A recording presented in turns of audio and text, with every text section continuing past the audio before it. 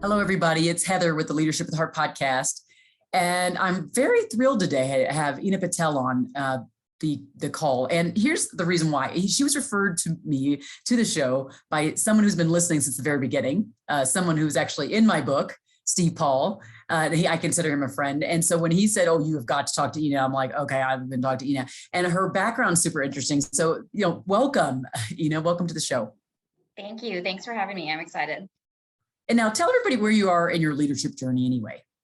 Sure. I am currently the Director of Games Planning and Delivery at LA28, which is the joint venture that's responsible for the 2028 Olympic Games in Los Angeles. And my role is kind of a hybrid strategic planning and part project management type of role. In terms of my background, I was an attorney for about 8 years in big law firms doing a lot of tax planning type of work. And I think what people don't realize, and it took me a minute to realize, is I was always in a project management type of role with every tax client I was working on. And so throughout my career, I really gravitated towards that, and being able to leverage a legal background, but being in a technical operations role rather than in-house legal counsel. And so, that combined with my passion for sports, it took me through a little journey through MLS and working with different soccer clubs and teams before I landed this. And as having been born and raised here, I couldn't think of a better opportunity to be able to work on the games in LA. It's just crazy to think about. That's such a big role. I mean, and your exposure is massive too, I think, just to all different types of people, right? Yeah, and I've been here for a little over 6 weeks now, but everyone I meet, their backgrounds are incredible. Some of them are, come from a consulting background with Boston Consulting Group. Other ones have worked at MLB League office. Some have, been presidents of NFL teams. It's just across the board. And I think it's pretty amazing. And I think it's a testament to the kind of culture that we want to create here, where there are very diverse backgrounds and experiences which just make us a better team at the end of the day. How many folks are there? Like, how many employees are all at part of the LA28? So we're a little under 100. And if you think about it, sometimes people have referred to this organization as a long-term project because this entity pretty much dissolves once the games are concluded. And so we are in a startup phase right now of being a little under 100 people and potentially having to scale to up to 6,500 in that short period of time. So it's, it's the pace is a little crazy, but also very, very exciting thinking about at the end of the day, you see the work product that you spent all these years creating. And the hope is to leave a lasting legacy in the city. Oh, that's amazing. So what's been like the most challenging part for you so far in that role? Understanding the Olympic movement, just the way the international committees organized, how they work with the national Olympic committees. So as, for example, the US Olympic Committee, how that relationship works, and then all of the international sports federations.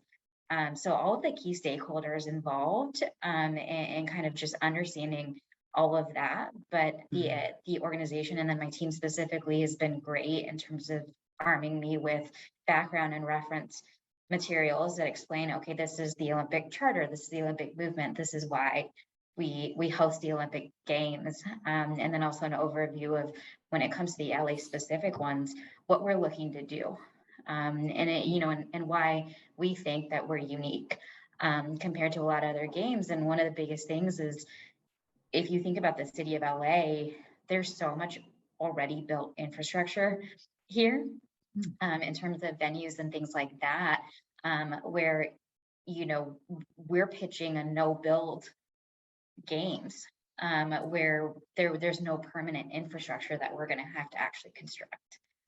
So a big part of it is leveraging a lot of what already exists here, which also reduces a lot of costs that have come from prior Olympic Games in other markets. Wow, that's amazing. Woo. Better you than me, I think. What role do you think your leadership style will play in just like the success, at least of your team in this? Sure.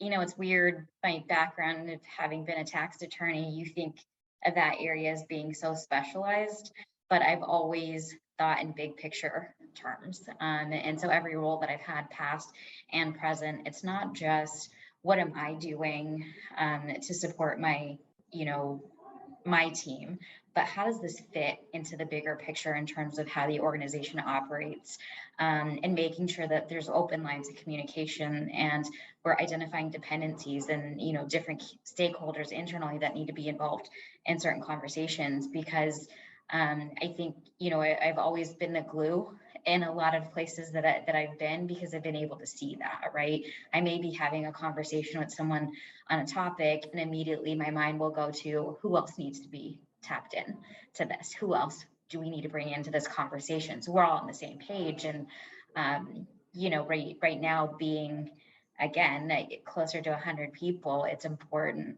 that we think like that and start doing that now, and kind of making sure that we have people in a central planning function that have visibility across a lot of different areas, because as we grow, I can imagine that we don't want to get siloed to where people aren't communicating the way we need to as our teams grow and get bigger pretty quickly. So I'm curious, you were talking before we started recording about a leader of yours who you felt like, was just amazing and gave you opportunities and really helped with career pathing and just seeing a vision for where your future could be and helping you open doors. I'd love to just share that a little bit with the listeners. Sure. I think when I was at Baker McKenzie, and then probably even at DLA Piper, I was lucky enough to work with a couple of partners who were invested in me. And not just from a professional standpoint in terms of developing me as an associate in a particular area, but really learning about me, what my priorities are, and what was important to me in the long run. And I think I was at a point where there were a lot of changes in my life, and I, didn't necessarily want to be a partner at a big law firm. And they were so invested in me and my personal life and my development, both in and out of the office, that it was so comfortable to be able to tell them that and have their response immediately be, okay, what do you want to do and how can we help you get there?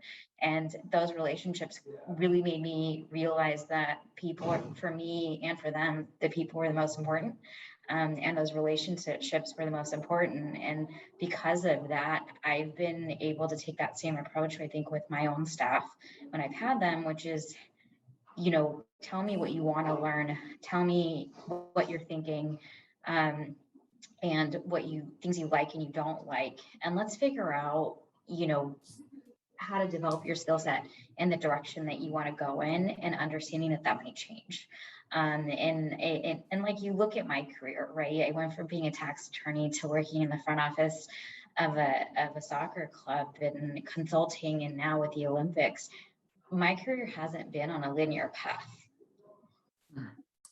And and that's okay, right? And I think I want future generations to realize that it's okay for it not to be a linear path. And part of that is having conversations with them, saying, that just because you don't want to be me, it doesn't mean I'm not going to support you or help you get to where you want to be.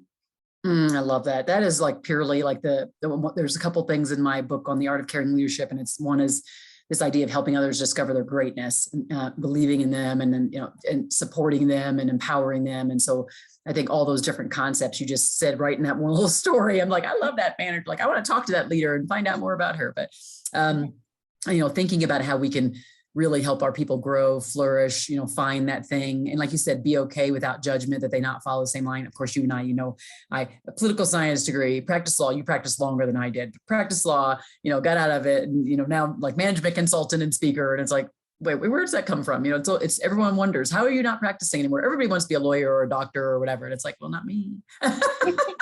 Yeah, right. Usually that's the last thing people learn about me. They're like, wait, you're a lawyer, wait, you have a law degree? And I'm like, it's not the path that I wanted to go down. So it's not what I lead with, right? Mm-hmm. When people ask about my background and the type of work that I do, it's because it's not the direction that I want to go in, and it's not my end goal. It's never something that's top of mind for me, right? And then when somebody looks at my resume or kind of finds me on LinkedIn or whatever, and they're like, oh, you went to, I'm like, yeah, Yeah, it's like, It's so funny how we downplay it though, because it took a lot of work on our part to do it and to get there, to do it successfully. I know I do the same thing. I downplay it yeah, partly. Like I talk about caring leadership and like empathy and compassion. And so that's not necessarily how most lawyers are like, that's not really what they think of when they think of exactly. lawyer. So I don't want to tell them because I don't want them to be automatically intimidated. Yeah.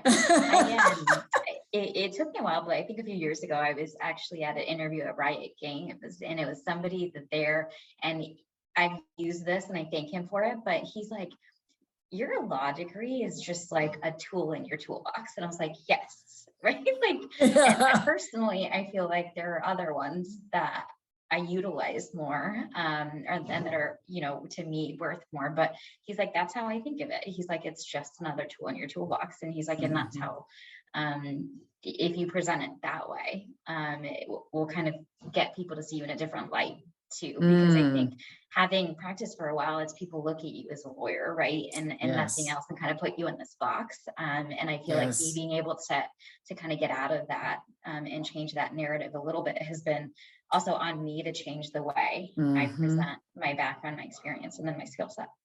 Oh, that's so interesting. And actually thinking about, I can't seem to run away from it. What I mean by that is, I don't know about you, but I try not to think like a lawyer. It just is there because they beat it in you so much. I'm like, no, I'm not practicing anymore. And then like something will happen. I'll be like I start to do all this calculation in my head on something. I'm like, oh, it's still there. Every day. But I like it. I mean, I think the roles that I've held for the past few years have allowed me to leverage a legal skill set, at least, and analytical thinking, definitely, which have always helped, and been a part of what I do. But I do appreciate not having to draft a bunch of documents or dealing with complaints and litigation. Like, I'm good where I'm at. I am curious to know if there, a lot of the work I do on the consulting front is on listening, and helping organizations listen more effectively to their people at work.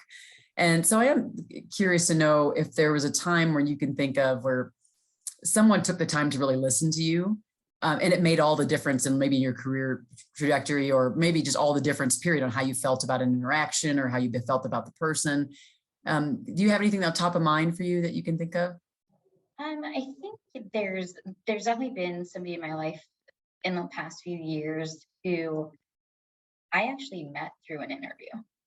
And I think I was meeting 7 people that day, and he was the final one. And I loved the organization, but I wanted to be in a different department of it. And he was the final interview, and I put everything on the table. I was really transparent about what my ultimate goals were. And they were looking to fill a legal role. And he was about as transparent with me as he could get to, and it's very direct. And he's like, well, this isn't going to get you there. And he's like, I'm going to train this person to become the next general counsel or a general counsel. And I said, I completely understand that. But you and I both know that being in legal roles gives you visibility into every part of the business, and you build relationships with every part of the business. And if I look at this organization as a whole, its culture, the environment that you've created, and the values that you have, they're aligned with what I want to do. So what better place to get my foot in the door than at this role? And I remember he just smiled. And I got an email from HR saying, thank you. And it was a rejection email. And I was like, okay, that's fine. But at least I put it on the table. Like I'm being as transparent as possible, that my end goal is not to be a GC. I want to move into the operations side. And he called me and he said, that wasn't the role for you. And he's like, and he said it himself. He's like, you would have been bored. And he's like, that's not the role for you. And he's like, but I'm going to find a way to bring you back here. And it's been pretty amazing to have someone that I met through that setting, over the past 3 or 4 years, whenever they've had a chance to hire and it's more aligned with what I want to do, automatically text me or send me an email saying, hey, this is what we're doing. Send me your resume. But I think that, I appreciated the fact that he valued my transparency and what I wanted to do. And somehow that made him want to invest in me more, to say, hey, I'm going to find a way to get you back, to get you in here, but in a role that you actually want. to do, Ooh. and that's right for you. And to me, before that interview, he was a stranger. So Mm, I think that it went both ways. I mm, heard him in terms of what his limitations were and his capabilities in terms of somebody in that role, and how that he could develop that person and the path that they could take internally. And he was willing to listen to the why behind my rationale for interviewing it for a role where I didn't really want to do those roles and responsibilities. I had the skill set to do them, mhm. but it wasn't my passion, and it wasn't really what I wanted to do. Wow. Yeah, that's brilliant. Thank you for sharing that. Yeah. It's amazing how we really discount the power of listening and like making someone feel like you really did hear them. Mhm. And with intention, right? And that you also understood what it is that their needs were. And so in this case is a beautiful example, by the way, of exactly how that played out. So I appreciate that. Of course. I am curious, has there ever been a time when you as a leader, just weren't necessarily leading with heart, where you felt like you might have been a little disappointed in yourself, like my efforts or whatever I said here or did here wasn't quite in line. And if that's the case, give us a story and then tell us what you did to kind of come out of it or to become more enlightened in that process. Sure. I struggled with this. Obviously, in the sports industry, on the team side, especially, you have staff that's really young, and it's predominantly male. And so there's been several times where I've been the only female in a room and had a staff that was, made up of all men. And I did have one employee who I'm definitely a hands-off leader in terms of I trust my staff to do their jobs, but I want them to know that I'm always here to support them in any way they need. But I don't micromanage. So as long as kind of the work is getting done, we're being efficient, things are going well, I let them make decisions the way they need to and acknowledge that it may not always be what I would have done, but that's their way and they'll figure it out. But I had one staff member who, for the better part of, I think, almost 6 months, didn't really give me anything I asked him for. And it was constantly, none of my other employees that I have to chase to remind them that, hey, I need this from you, I need this from you. But he just, just didn't respond to emails, and we'd have weekly meetings and wouldn't deliver anything. And I quickly went to the number two, the employee that was junior to him, who I had worked with for years. And so I knew that he would get me what I needed pretty quickly. And I realized after a while that the employee that I was having issues with, or that wasn't following directions, just had problems and reporting to a female. And I know that everyone has different working styles, everyone communicates differently, and so I always come from a place of, what can I do? How do I improve things, right? Like, am I not communicating clearly enough? Do you prefer to receive instructions or directions in a different manner? Like, what works best for you? Because I can adapt to it. And I tried having conversations with him, and the response was always like, oh, I forgot about that, or I'm working on it, type of thing. But it was almost a year of that. But being just on a team, stuff was getting done in terms of his day-to-day, which to me, as long as the players are happy and we're moving, I didn't want to disrupt any of that stuff. And so rather than, to be fair, I think rather than enlisting HR or getting help in terms of how to navigate that situation, I kept going back to, in my mind, like, I can make this work. And I'm such a people person that I kept going back to, I'll figure this out, we'll figure this out. And I tried so many different ways and it just wasn't working. But I think it was a part of feeling like I failed as a leader, as a manager, that made me not want to go to HR or even to my manager and say, hey, I'm having trouble here. Like, I need help. And unfortunately for me, my replacement also, when I left, also a female, and then was dealing with the same issue with the same employee. And so I feel like I failed her as well by not kind of raising it and really figuring out a solution or getting help, you know, whether it's from HR or manager or my manager or someone else. And I think since that definitely haunts me. And so my approach now is to at least acknowledge that it's okay. And by not asking for help when I needed it, I think I was worse off. You know what I mean? Like if I would have just gotten other people involved or tried something different, because whatever I was doing wasn't working. And I gave it enough time, but I think that if I would have brought people in, then maybe that would have changed. Maybe things would have improved before I left. Maybe the employee, the next time he had a female boss, you know, would have learned how to work with her, or maybe I would have learned a better way of dealing with a staff or an employee that I was having similar issues with. But it was definitely a pride thing, and that part of me that's like, no, I can do it. I'll figure it out because usually I'm able to, and I couldn't in this instance. So now I feel like I'm better about kind of identifying those red flags, and being honest with myself in terms of, is this something I can actually manage on my own, and what's the downside of taking that approach versus, you know, looping in other people that can help, that may provide a different perspective or a different approach. It makes a lot of sense. Okay, so thank you for that. I appreciate your vulnerability and just being open.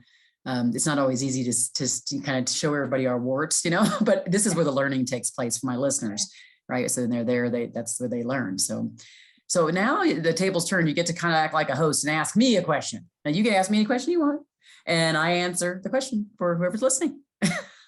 Yeah, I mean, I think like you mentioned it earlier, but we obviously have somewhat similar backgrounds, and we've transitioned, same undergrad majors, like grad school, and transitioned away from a traditional legal field too. But I'm wondering from your experience,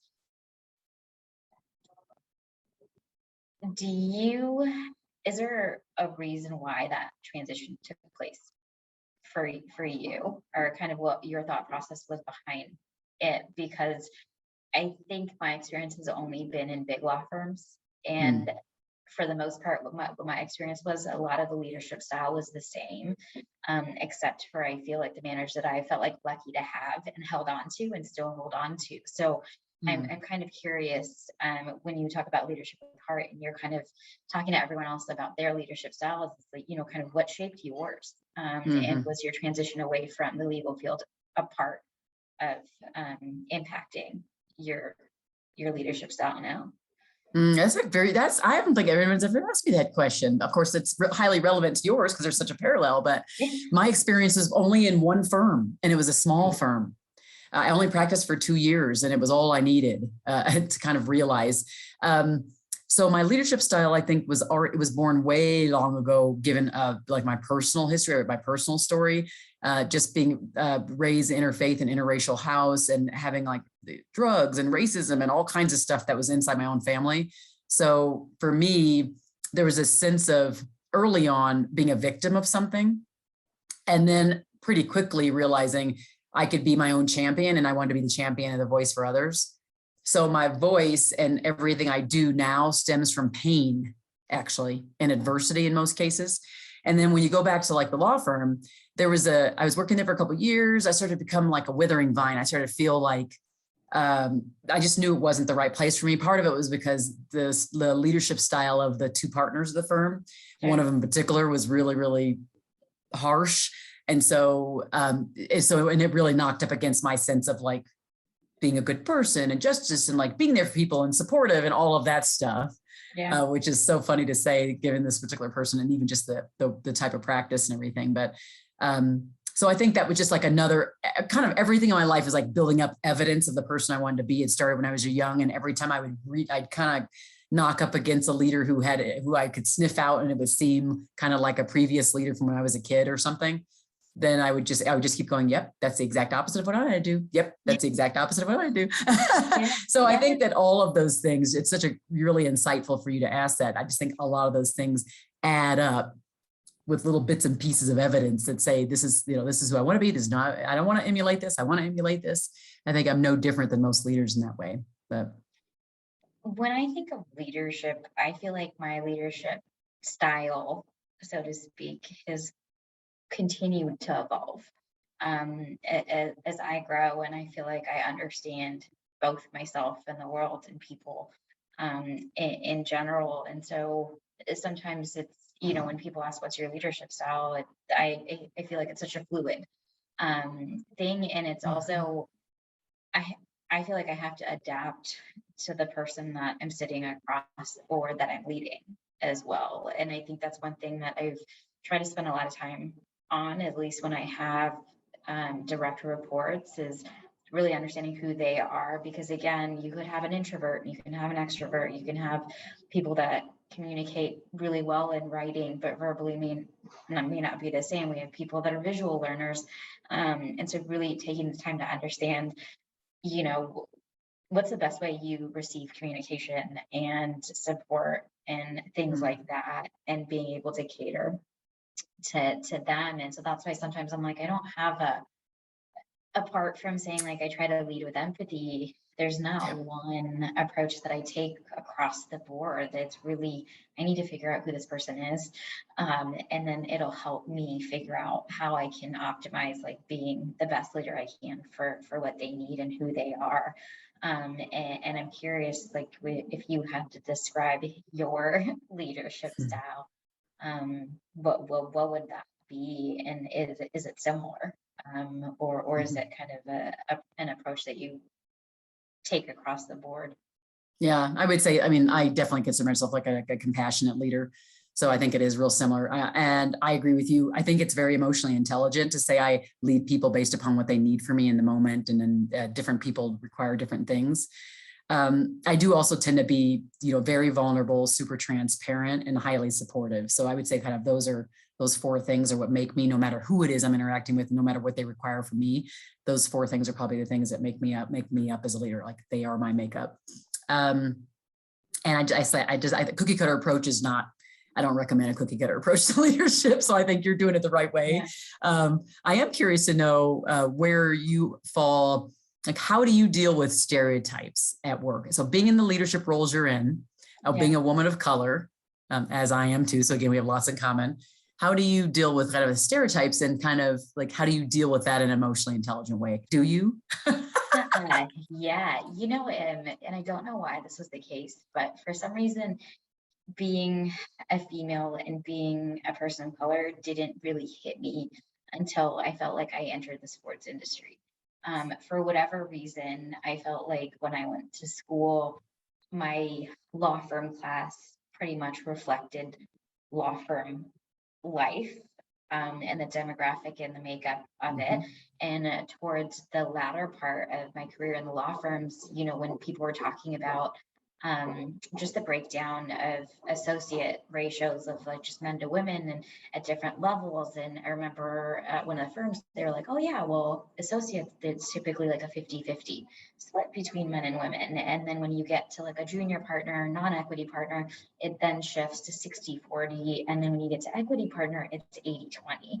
And then in my mind, I'm like, well, then, but yeah, and you're worried about retaining women, and like there's obviously something about the environment and the culture that there's a reason why women keep leaving. But in terms of being a minority, it's just, I think I was just used to seeing what I did every day in school then translate into a law firm, that it didn't really hit me, that I was kind of one, like the only in the room sometimes. And then all of a sudden I get to a place like the Rapids where I'm the only female on the technical side, right? So you deal with 30 players that are men, plus about 20 staff that are all men. They have team gear that you travel in, and they're not ordering women's gear. because of minimum requirements, right? So I'm wearing either youth boys clothing or men's. And I looked Wow. at it and I thought about what I was doing, and I'm not trying to undermine like my talent and my abilities, but working on player contracts, developing those relationships, managing teams, they're not just things that men can do. And so part of that environment, I was like, why don't we see more women in this space, right? Like why don't we see more people of color, especially in a sport like soccer, where it's the most popular sport in the world. But yeah, a lot of these front offices in organizations, again, are predominantly white. So I think for me, it was kind of owning it and pointing that out.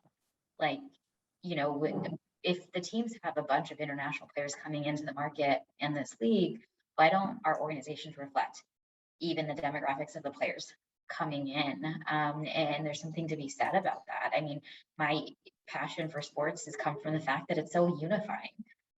It brings together people of all ages, backgrounds, religions. You know, you don't have to speak the same language to probably play a game of basketball.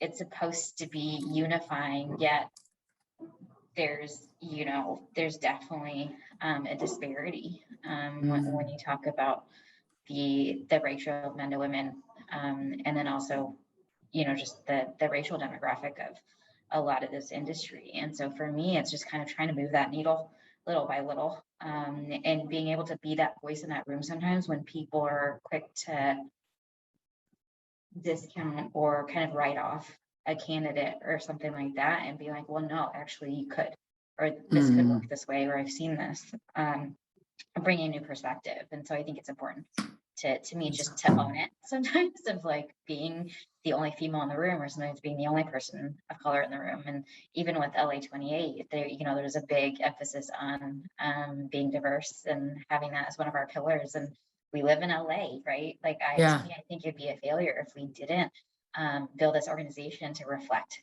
not just like the LA community, but the international sports community, right? So that's part of the reason why I'm here, and to get in this early now is to kind of shape those policies. So I love that. Oh my gosh, I could go on and on with this on this for you.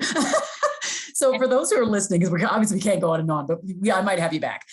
What would be like a pearl of wisdom you might leave the listeners with today that would, like, you know, give them oomph, some motivation, some inspiration for their leadership and just kind of walking this earth? What might be that pearl of wisdom? I think that a lot of people don't realize the value and the value of the investment you're making when you invest in people, and when you lead people. And I think one thing that I've loved and probably has been really, really important to me above a lot of other things is when I have someone I worked with 3 years ago, 4 years ago, come back around 5 years, 3 years later saying, hey, you'll never believe this, but remember when we did this, this is what I'm doing. Or kind of getting those tidbits of news of like, hey, this person's dream's coming true, and feeling like you were part of that journey, and hoping that they pay it forward. But it's like, I can't compare that feeling to anything else. And all it took was my time. Right. So I think people don't realize the value that brings. So they undervalue that. Yeah. Underestimate the power that gives and experience for everybody else. I appreciate that so much.